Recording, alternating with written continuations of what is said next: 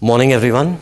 My name again is Brajendra Singh, and today we'll be taking a look at the second part of the discussion on the mains 2020 essay paper. Before I take you to what we are doing today, let me briefly indicate to you what we were doing in the last time. These were the topics that had come in the essay paper that was conducted earlier this year. In the last class, we had taken a look at the second one, economic prosperity and social justice. Today's lecture, we'll take a look at the third topic from section B. Patriarchy is the least noticed, yet the most significant structure of social inequality. Now, before I get on to this discussion here, let me briefly recap what we discussed last time. For any essay writing exercise, three basic rules you keep in mind. Number one, understand the topic correctly. Number two, when you are writing, even when you're brainstorming, provide a consistent perspective on the topic. And number three, make the essay interesting to read, make it easy to understand. And how exactly do you do this? This is the topic that we're looking at today. To understand the topic correctly, first identify the key terms, understand or explain what their meanings are. Most importantly, establish the correlation, the connection between them. In this essay topic, there are two words that are important for you. First, the word patriarchy, and second, the word social inequality. And in this essay, essentially, what are we trying to do? Essentially, in this essay, first, we'll try to briefly explain what patriarchy is. Second, briefly explain what social inequality is. Third, most importantly, we have to establish how patriarchy leads to greater social inequality, how that social inequality is essentially something that we would want to negate or we would at least want to reduce. So first, identify the key terms. Second, understand the meanings between them, establish that connection. Third, to understand your perspective on the topic, rephrase the topic as a question. This topic also, like I told you in the last class, the essays this year were not difficult. Simple question that you ask yourself, does patriarchy worsen? Does it deepen social inequality? And the answer for this, of course, will be yes. So all that you have to do in this essay now is explain how patriarchy, in a very silent form, in a very latent form, leads to greater social inequality. And of course, this will help you understand what your perspective on the topic would be. Now, moving further, first, understand the topic correctly. Second, provide a consistent perspective on the topic. Now, I agree with the fact, in this particular topic, for example, I absolutely agree with the fact that patriarchy will worsen social inequalities. Before you start writing, while you're brainstorming, create a skeletal structure for your essay. Broadly, in what manner will your essay proceed? In this case, for example, first, we need to explain what patriarchy and social inequality are. Second, we need to explain how patriarchy worsens social inequality. Third, explain the damaging impact of social inequality on different aspects, different spheres of everyday living. Does it affect our education? Does it affect health? Does it affect the political system? Does it affect only present generations or even generations to come in the future? And if it does that, how does it do it? And fourth, as your recommendation, as a remedial measure, explain how this impact can be reduced or how this impact can be negated. Broadly, this is the structure that you will follow. Now, for many students, the problem is that when they do not create this skeletal structure that I'm talking about over here, what essentially is this? This essentially is when you are planning on what you will write in your essay and how you will write it. Many students start writing without this planning.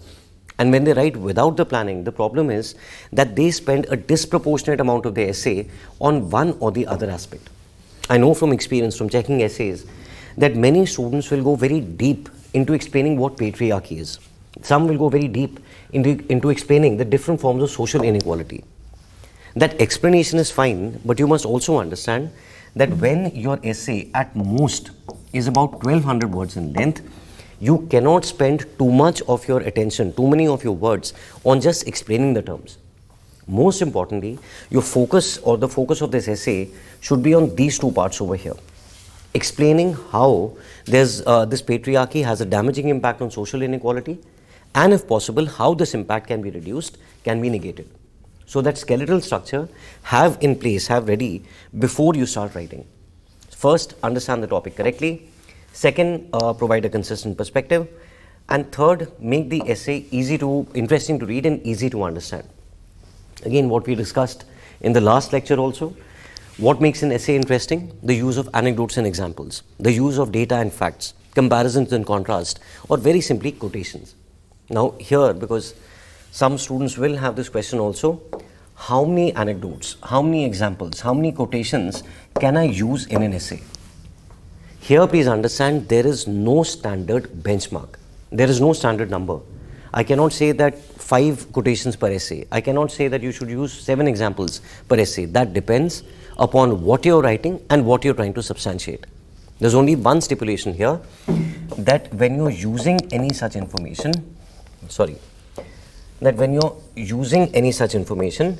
as far as possible, that information should be appropriate given the demands of the topic, given the demands of the essay.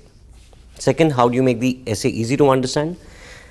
Adopt a generalist orientation, use simple language, use simple points, but ensure that when you're writing, the flow and the structure are logical, that you have a coherent argument to present. And as far as possible, substantiate that information with relevant examples, relevant data. If it is possible for you, repeatedly keep focusing on the topic, so that when I as a reader read it, throughout I'm constantly reminded as to what the essay topic is and how you are reinforcing your perspective on that topic. Keeping this in mind, brief recap from the last lecture.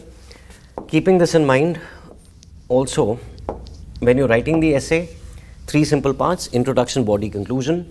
Introduction between about 150 to 200 words. The body paragraphs, roughly about 150 words each, at least 5 paragraphs to do justice, to look at it from different perspectives. And third, the conclusion, about 100-120 words. This will take your essay anywhere between 1100 to 1300 words in length, which is about as much as you can write in the examination. Now, with this in mind, let me also take a look at the topic for today a little more carefully. The topic, if I go back to, patriarchy is the least noticed, yet the most significant structure of social inequality. Now here, first you should explain what patriarchy is, second, what social inequality is, and third, most importantly, the relation between them. How patriarchy leads to greater social inequality. And to understand this, first and foremost, create a good impact in your introduction. Now, in the introduction, what can you use? In the introduction, give an example ideally. For example, if I start, you can use different forms. You can use compare and contrast, as we did in the last class. You can use quotations, or you can use anecdotes and examples. What are anecdotes? Small stories. Now, in this case, to show how patriarchy is very deeply rooted in our system, in our legal systems, in our judicial systems, in our society, 2 simple examples and recent examples that you can quote. From this year itself, January 2021, is that judgment from the Bombay High Court. The Bombay High Court observed that in the case of a man touching a 12-year-old girl's breast, this assault did not count as sexual assault, very simply because there was no skin-to-skin contact. And surprisingly, ironically, I would say, the person who gave this judgment herself was a female. What is this? It said that it is not a sexual assault under the POCSO Act. What does this indicate?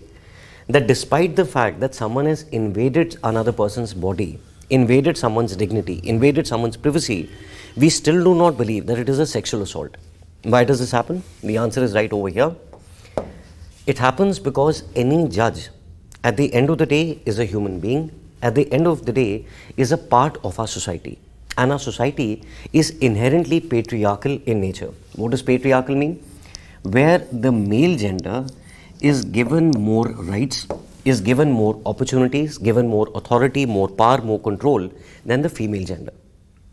Since judges are a part of the same patriarchal society, it is but natural that any beliefs, any prejudices that they have, those prejudices and beliefs will also have an impact in their judgments, making the judgment extremely, extremely difficult to accept. A similar judgment, in fact, I would say even worse, was what now, about 5 or 6 months back in the month of October 2020. In October 2020, the Madras High Court had an equally surprising judgment to give.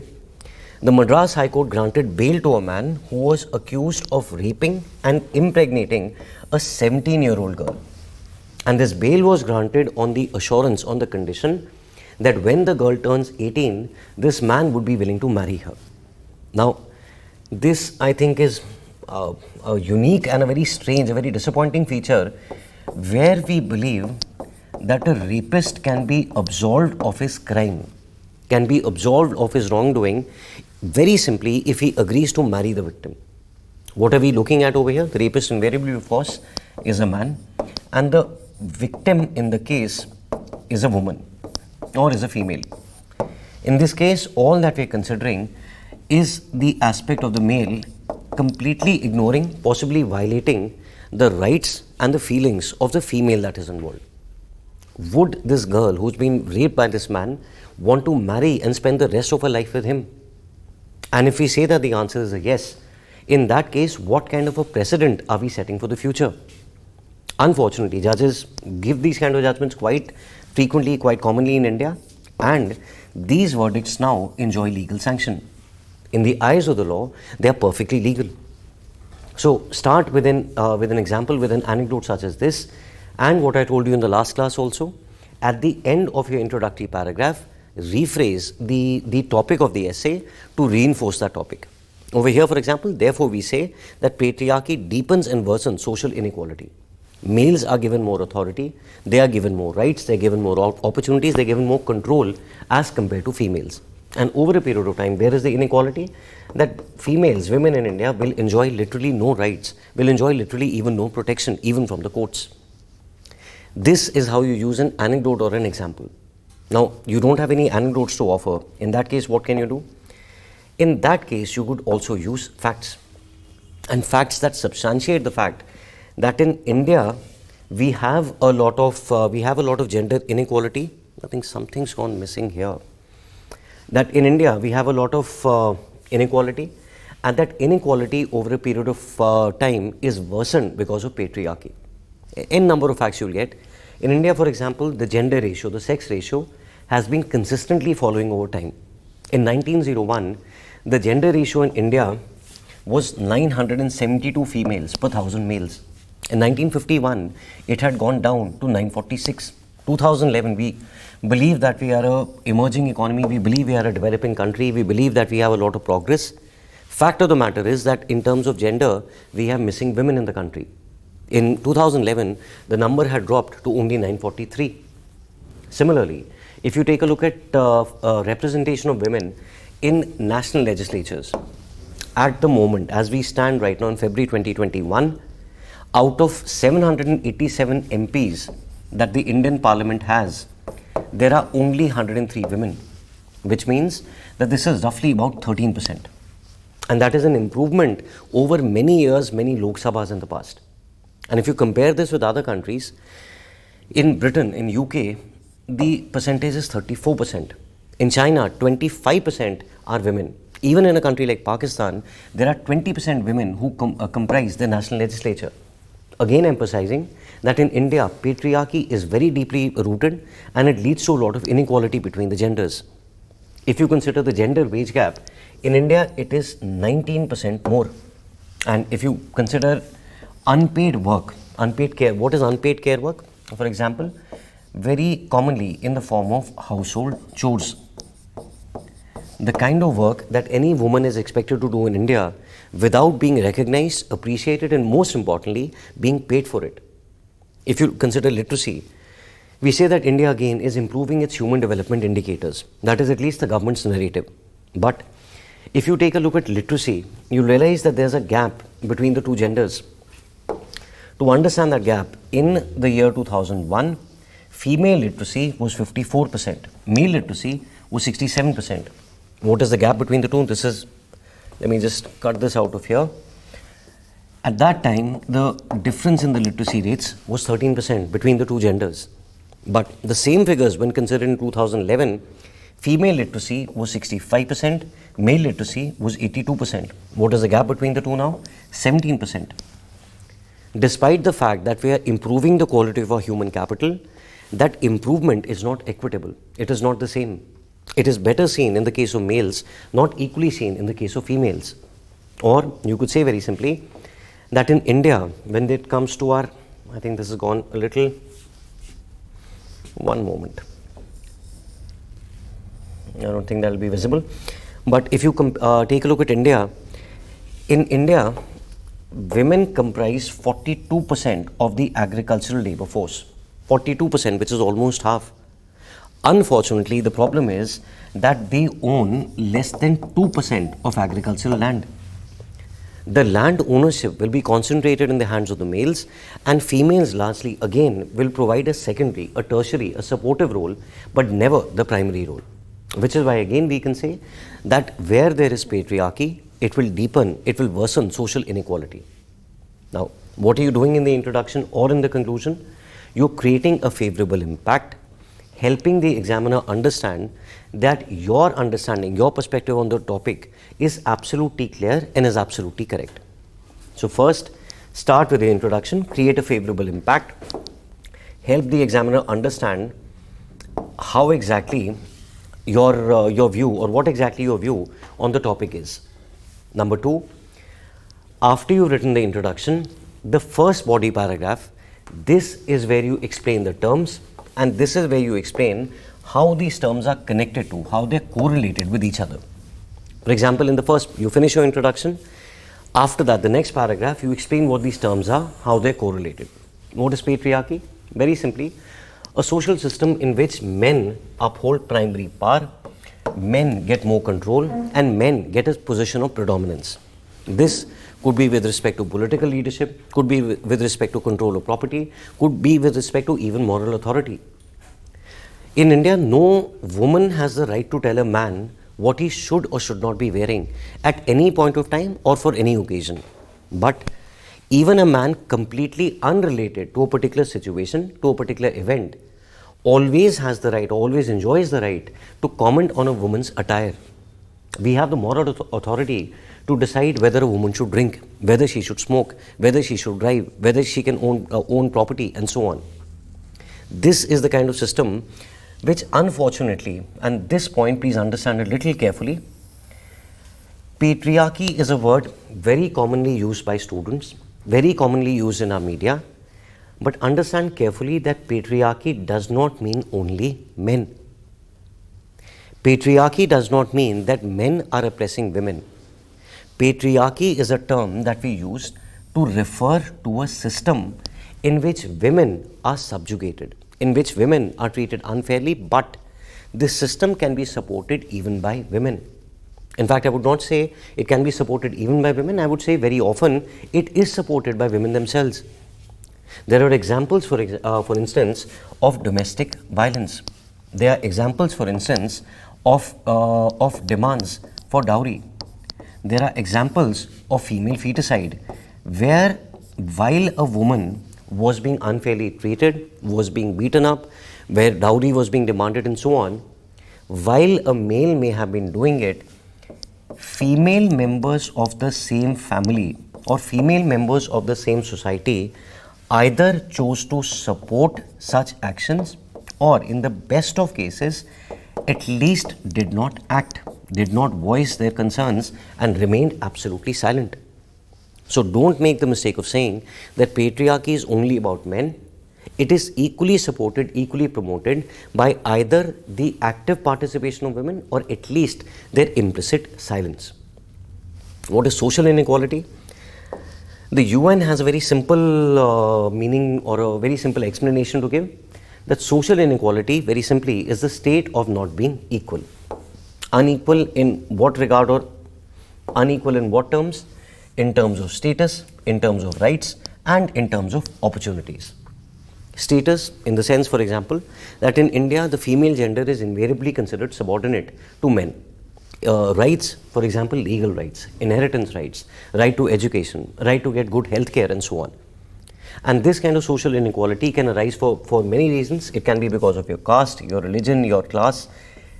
Here, please understand, and that's why I said, do not spend a disproportionate amount of your time discussing dimensions that are not important. Since the essay topic starts by using the word patriarchy, the focus of your essay should be on explaining social inequality related to and arising because of gender.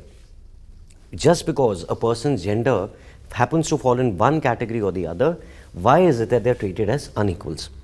And how does patriarchy lead to social inequality? It leads to social inequality quite understandably and quite easily because different genders are given unequal rights and responsibilities. Rights and responsibilities which may be economic, which may be political, which may be judicial, which may be legal, may be social, may be moral. Number two, it leads to inequality because there's an exclusion of almost half our population. All the women are excluded from most considerations related to policy matters or related to even dialogue. Dialogue in our society, dialogue in our media, dialogue even in our own homes and families. They are not considered decision makers, or their concerns, their aspirations are not factored into the decisions that we take. And third, this affects not only the present, it also affects the generations to come. A very common quotation that people use is that if you just educate a woman, you end up educating the entire family. Unfortunately, where there is inequality, in detail, we'll discuss this when we go to the later paragraphs, but if there is inequality, it will affect not only your present generation, but even the generations to come. First paragraph, introduction with an anecdote, with some data, with some facts, emphasizing that patriarchy worsens social inequality. Second paragraph, which is your first body paragraph, there explain these two terms, explain how they are correlated. After you've done this, now what are you supposed to do? Now in your essay there should be at least 5 more body paragraphs. Each of these body paragraphs should present a different perspective, a different dimension towards the topic. Number 2, should present a coherent argument regarding the concerns, the problems that we witness, and if possible some solutions. And number 3, every such paragraph must substantiate your argument with appropriate data, appropriate examples. Keep it again as simple as possible. In fact, before I move on, let me briefly tell you what we did the last time. How did we make these paragraphs? Number 1, tell us what your concern is. What is the problem that you witness? Number 2, tell us what recommendation you can suggest, what solution you can give to try and overcome that problem. And number 3, give some evidence, give some examples through which you can support whatever it is that you are talking about.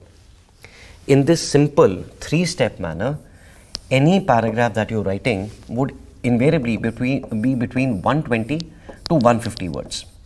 If you write this much, and if you write in the sequence, your essay becomes very simple to write.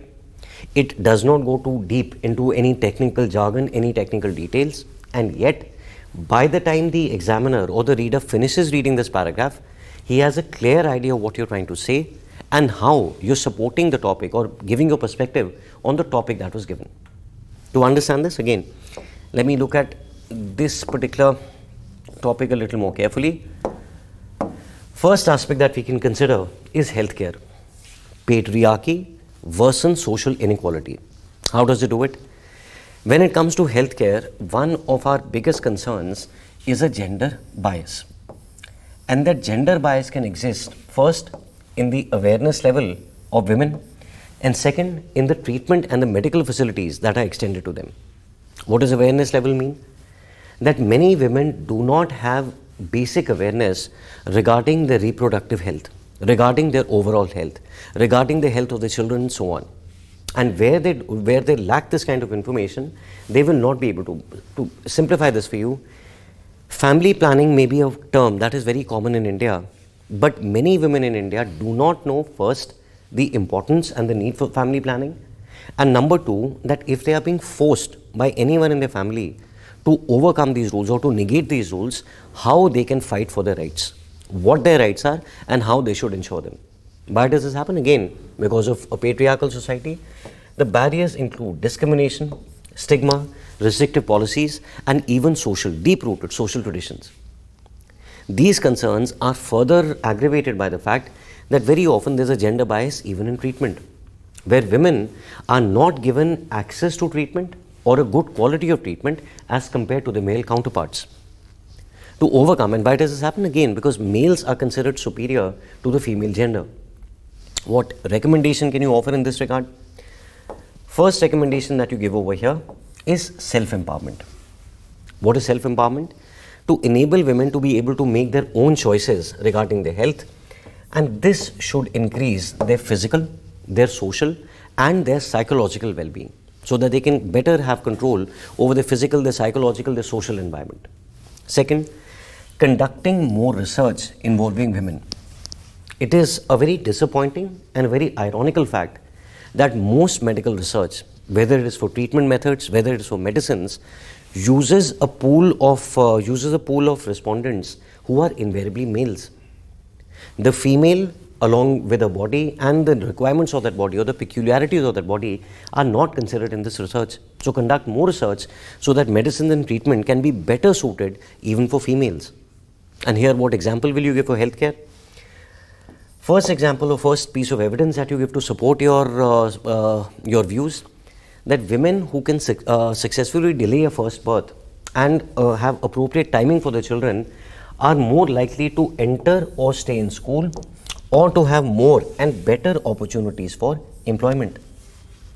A woman who is able to space her children apart, depending upon her physical needs, depending upon emotional choice, will have better health, can provide better or will enjoy better maternal health, and this of course will affect future generations also. She can take better care of her children, there will be fewer orphans, malnutrition should decrease, and so on. Second, and again empirical evidence now, let me just rub this out. This one, there was a study that was conducted which found that where there is inequality, where women do not get equal or good quality health care, it has not only a health-based impact, a psychological or a mental impact, it even has a physical impact. If women are more educated, it will affect their children not only in terms of what the mother teaches them, it will even affect their physical growth. If you look at the data given over here, for children who are less than 5 years of age, possibility of stunting is 51% if the mother is uneducated. The possibility of stunting is 33%, it reduces by 18% if the mother has received primary education. And the possibility of stunting is 21% if the mother has completed a secondary education. Enable women to just study, to just finish their education, and the impact on the next generation, even physical impact, is clearly visible.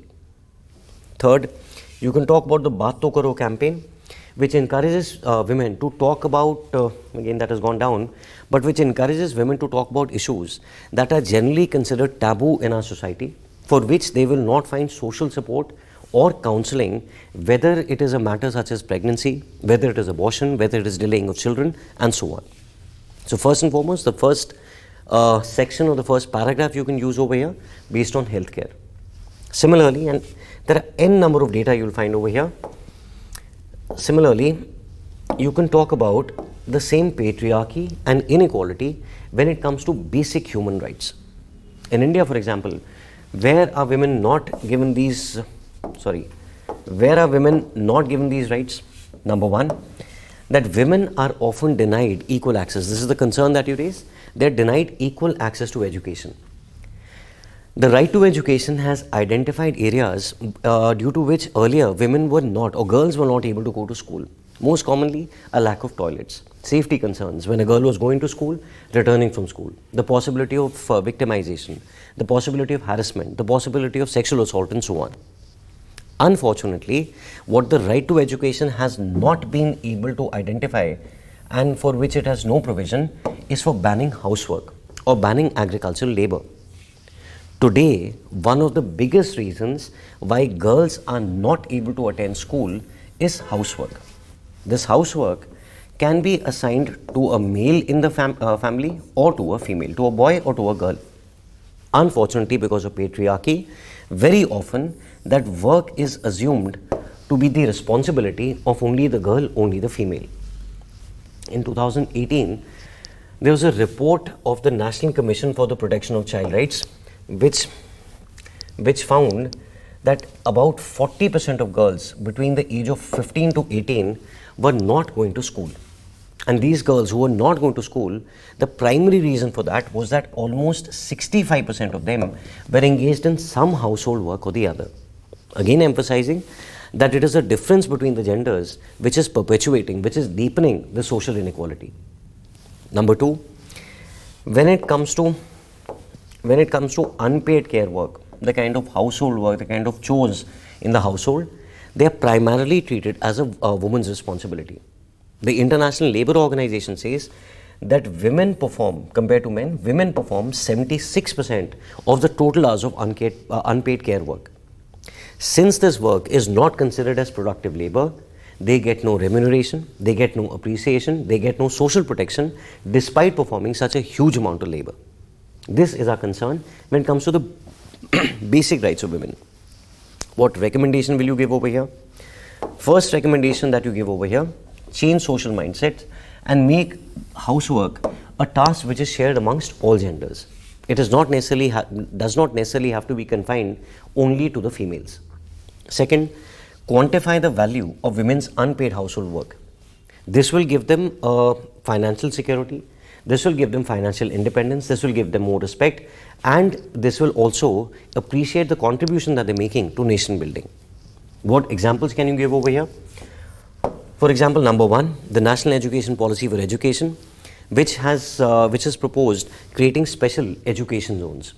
Number two, which has proposed general inclusion funds, targeted scholarships, discretionary funding, and so on.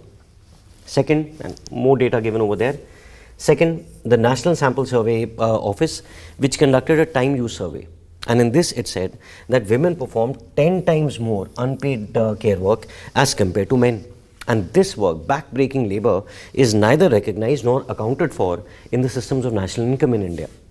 So again, in the paragraph, some concerns how patriarchy is leading to social inequality, what recommendation you can give, and how you will support the recommendation and the information given here. But these are not the only rights that are affected by patriarchy. If you consider, there are further rights and further problems that we face. For example, women are also denied the right to property. In India, it is highly uncommon to find a woman, no matter how capable, no matter how loved she may be by her family, to get access to property easily or proportionately. Where women do not have the right to inherit housing, where they don't have the right to inherit land, this further entrenches their poverty and relegates them to a subjugated. What is subjugated? Relegates them to a secondary position within their own family, within their own community, and within their own society. Since the property invariably is possessed or invariably is controlled by the male, the woman is always secondary to the man. Second, that in India we have discriminatory laws that further reinforce gender stereotypes, that further reinforce patriarchy. Now, what recommendation can you give? When it comes to matters of property, you can recommend that we should have reforms in housing policies. What kind of reforms can you have in housing policies? For example, the Pradhan Mantri Awas Yojana, which tries to encourage home ownership specifically for women by stipulating that if there is a new house, at least one female member of the family must be registered as an owner. And to incentivize them, women can avail interest rate concessions. When you're borrowing from a bank, you can get partial waivers, you can get tax benefits, and so on. What are we trying to do? We are trying to ensure greater control of women over property also. Where there are laws that are discriminatory. Now, what exactly are discriminatory laws in India? Some very strange and some very disturbing examples from India. Goa has a polygamy law under which Hindu men have the right to bigamy. What is bigamy? Getting married more than once, getting married twice. Hindu men by law are allowed to get married a second time if the wife fails to deliver a child by the age of 25, or if she fails to deliver, and note the words over here, fails to deliver a male child by the age of 30. It seems that such an anomaly cannot possibly exist in India, but this we have as a matter of law. Similarly, agriculture, that again has gone down, but let me just read it out. Discriminatory laws again, agricultural land inheritance in Punjab, in Himachal, in Haryana and in Jammu and Kashmir is disallowed. You are not allowed to inherit agricultural land in most cases in the state of Punjab, Himachal, Haryana, if you are a sister or if you are a daughter. The inheritance invariably will go only to the next male in the family. And what can you recommend for this? Better legal education for women, better reform of existing laws. First, the introduction. Second, the first body paragraph that you're writing, explain the connection between the two terms, and then in subsequent body paragraphs, simple format that you use, first establish a concern to show how patriarchy leads to more social inequality. Second, give a recommendation, and third, support your writing over here by giving appropriate evidence. And again, this kind of information you'll find in many forms in our country. Another aspect that you could consider is financial independence. I'll look at financial independence in just a moment. Before I look at this, please remember when you're writing an essay, as we've said earlier also, it is not a specialist exercise, it is a generalist exercise. Since it is a generalist exercise, do not go too deep into explaining any one aspect. For example, here, since this has come up, I'll explain it to you in a moment. But since this has come up, if SIDBI has a financial literacy program, do not explain the details of this. You only have to mention it to support the fact that there's a lack of financial literacy and we want to provide better financial literacy, better financial education to women. As long as you can see, students believe that the examiner will think that I have information only if I give a lot of data. That is not needed. If you are aware of something called the Rashtriya Mahila Kosh, if you are aware of something called the Sabla scheme, we know that you would also know what the scheme intends to accomplish, what problem it intends to overcome. So just explain to us what the problem is, what a possible solution is, and then mention this as an example. Keep the paragraph simple, keep it short, and you will get your marks. For financial independence, what is our concern? One very important aspect for any individual, especially women, to have control over their own life and control over their own decisions is financial independence. In India, unfortunately, a major problem for women or in patriarchal societies is a lack of financial literacy. Women invariably are better at managing household expenses, better at managing household finances than their male counterparts. Yet, when it comes to large purchase decisions, if it is about daily groceries, the women will decide. If it is about clothing that has to be purchased, the woman will decide. But when it comes to purchasing a new house, when it comes to obtaining more jewelry, when it comes to buying a new car, the woman invariably is not given importance in those decisions. In these cases, women themselves believe that their male relatives, could be their son, could be their father, could be their brother, could be their husband, has better financial expertise, because of which they do not have control over these very decisions. To overcome this, what can you recommend? You can recommend financial education. How do you recommend financial education? Again, simple examples, SIDBI's financial literacy and women empowerment program. Further, you can also talk about the Sabla scheme. What is the Sabla scheme? Government of India sponsored program that enables self-development and empowerment of adolescent girls. How do they do that? By giving them information about existing public services, simple services such as police stations, such as banks, such as the post office and so on.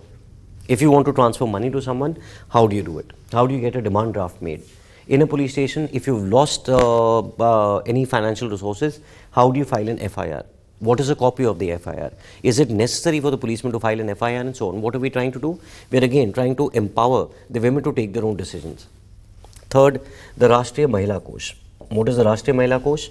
To reach out to women beneficiaries with easy access of microcredit. Why microcredit? Second, let me also take a look at the second factor over here. Another concern you could mention here, is the high attrition rate. What is high attrition rate? That women who join employment have a greater possibility of leaving that employment, of leaving that company, because of factors that invariably are not completely in their control. What kind of factors? For example, marriage. For example, motherhood. For example, the posting, the relocation of their spouse and so on. For this, what can you recommend? For this, we can recommend support for working women. How do you support working women? First option that you have is to ensure or to facilitate that their work is independent. How do you do that? For example, by promoting entrepreneurship. How do I promote entrepreneurship? Again, here comes the Rashtriya Mahila Kosh. But every woman may not want to become an entrepreneur, may not want to start her own business. If she wants to continue working, give support for working women. How do you do that? When it comes to motherhood and taking care of children, one very good scheme in this regard is the Rajiv Gandhi National Creche Scheme, which provides support, daycare support for working mothers, so that they can leave their children in the daycare, collect them in the evening, and in the rest of the day, with their mind at ease that their children are being taken care of, can perform their work as well as they can. And again, what are we trying to do? Ensure financial independence, which otherwise was not being granted to women as equally as it was being granted to men. Similarly, other than financial independence, you could also consider the aspect from a political viewpoint.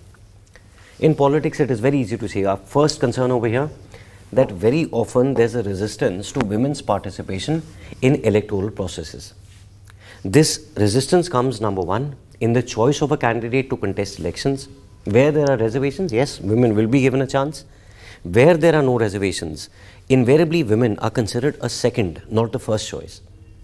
Second, even when they are elected as political representatives, very often they will not be factored into the decision-making process. A very common phenomenon in India is men using women as proxies in PRIs. Panchayati Raj institutions have 1/3 reservation for women, and yet many women are able to contest only in the term, or able to win only in the term, when the constituency is reserved. They serve as proxies for the male counterparts.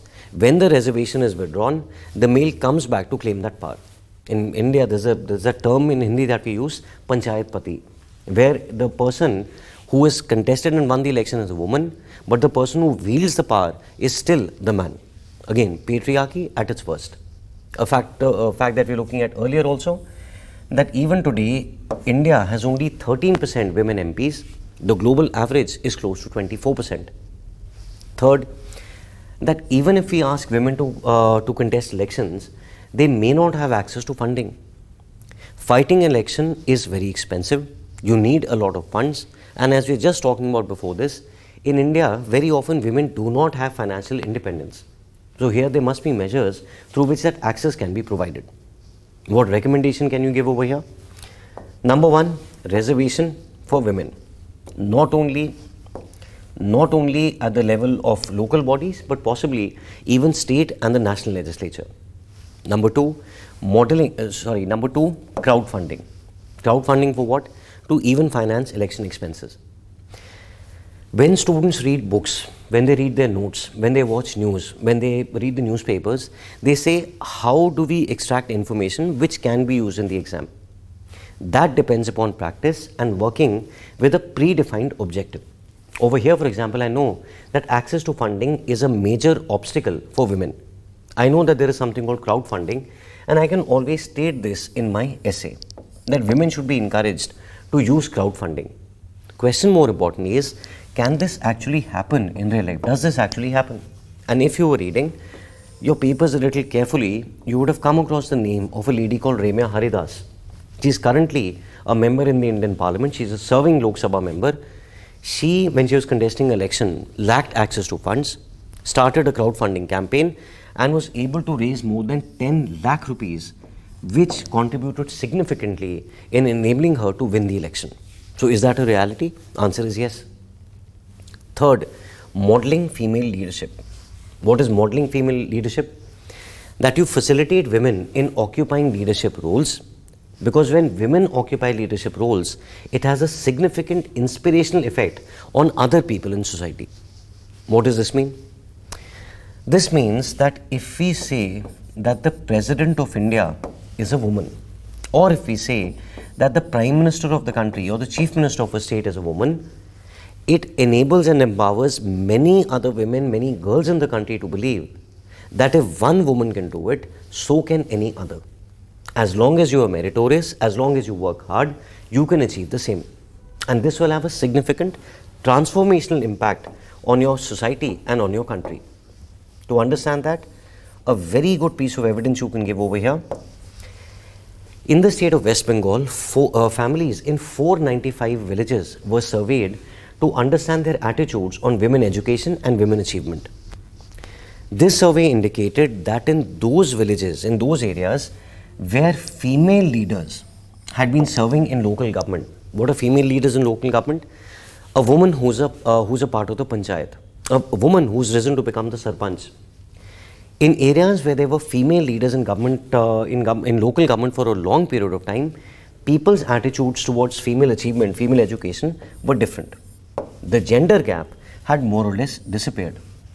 Men and women, boys and girls were given more or less the same opportunities and the same goals when it came to education.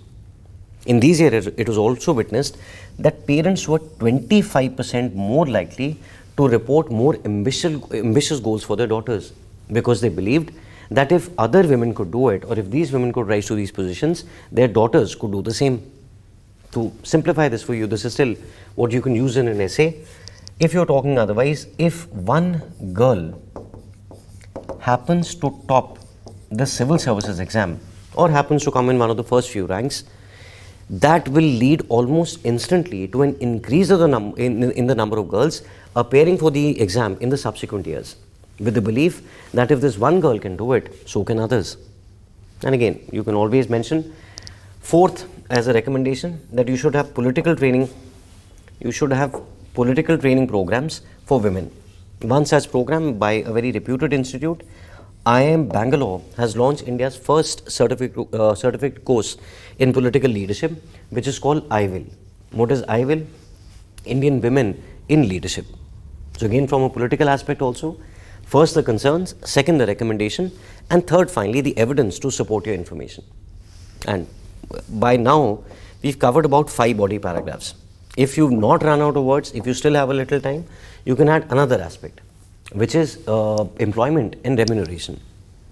Patriarchy affects our finances, affects our education, affects our healthcare, affects our rights. It also affects our jobs. If a woman is lucky, or if a girl is lucky enough to be born, is lucky enough to be given adequate opportunities by her family, she gets good nutrition, she gets a good education, gets good healthcare, and finally gets a job. Even after that, in employment and remuneration, she may not be treated equally compared to her male counterparts. Even here, the male may be given preference over the female, and this will again further deepen inequalities. For example, number 1, that even today in India, entry in certain professions is difficult, if not allowed altogether. For example, women in the armed forces. We say that India has had a female prime minister, we've had a female president, we've had many female chief ministers, but India's never had a female cabinet secretary. India's never had a female raw chief. India's never had a female RBI governor. The question is why? Again, because of that deep-rooted patriarchy and the glass ceiling that arises because of it.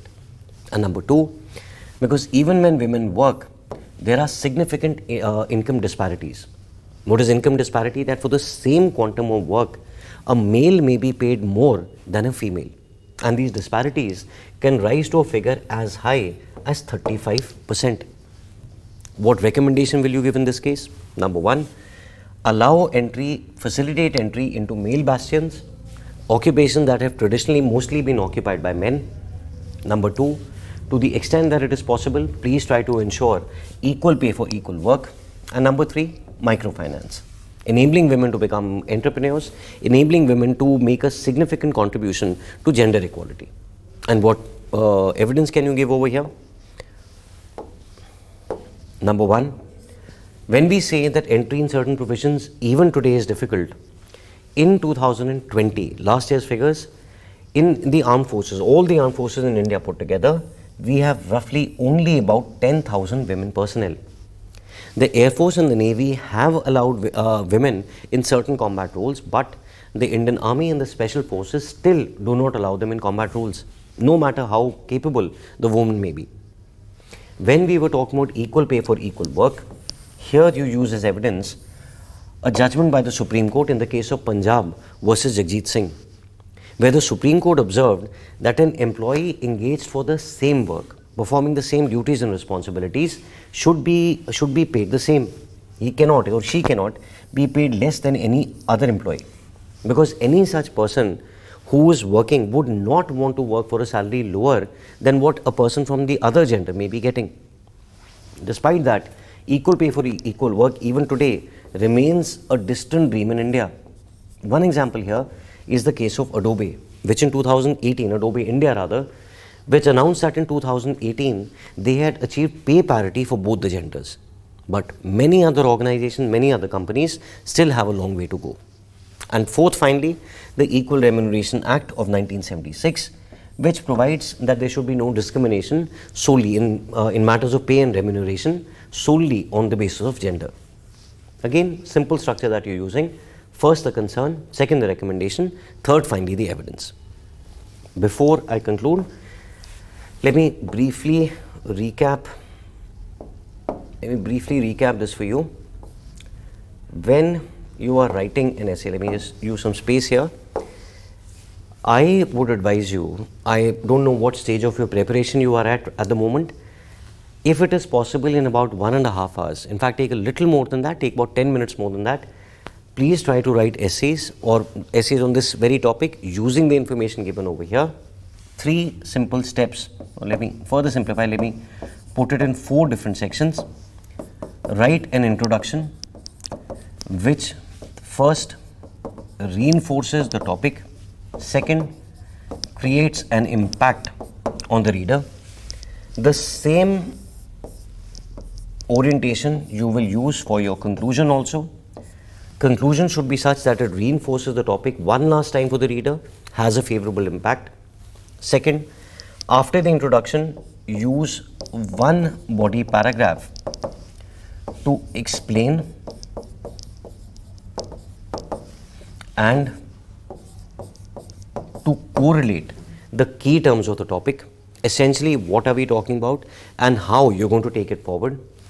Third, use 5, I would say minimum 5 body paragraphs to provide different dimensions, different perspectives on the topic.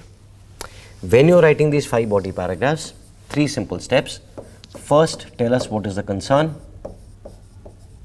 Second, tell us what recommendation you can give. And third, support your writing with appropriate and correct evidence. With this in mind, we'll conclude for today. The subsequent part we'll take up in the next class. Thank you.